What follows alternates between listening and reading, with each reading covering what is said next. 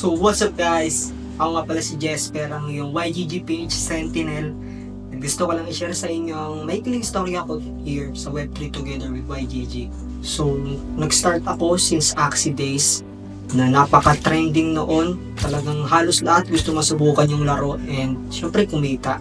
And luckily na-meet ko si Axie University, which is the sub-guild of YGG up until today. Thankful ako na tinanggap nila ako bilang scholar that time. But sadly, yung mga time na bumabagsak na pala yung market and hindi ko alam kung bakit nawalan ako ng gana maglaro and nagsabay-sabay na rin yung mga problems na kinakaharap ko that time. But ito lang din, last year is muli ako nagbalik kay YGG.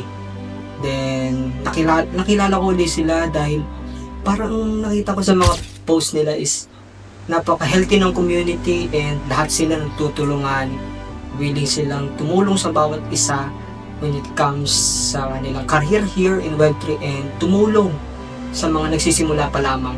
And itong last year lang din is isa siya sa pinaka-memorable experience na nangyari sa akin here in Web3, which is naka-attend ako ng Web3 Games Summit.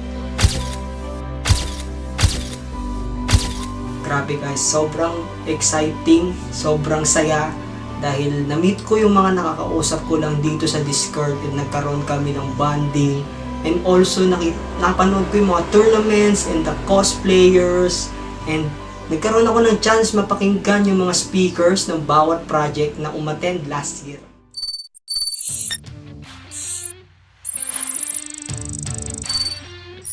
And ayun guys, syempre marami pa tayong IRL events with YGG and ito lang papalapit na November 19, mangyayari na ang ating next YGG Play Summit.